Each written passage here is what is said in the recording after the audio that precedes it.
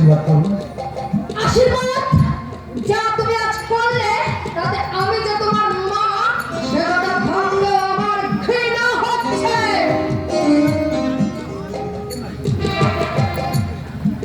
আপনি করুন।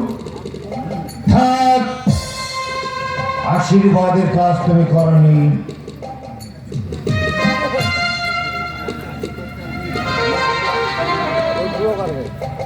আপনি তো আশীর্বাদ করবেনই না, যেহেতু আপনার মেয়েকে বিয়ে করলাম। কিন্তু আশীর্বাদটা একদিনে চাই। কার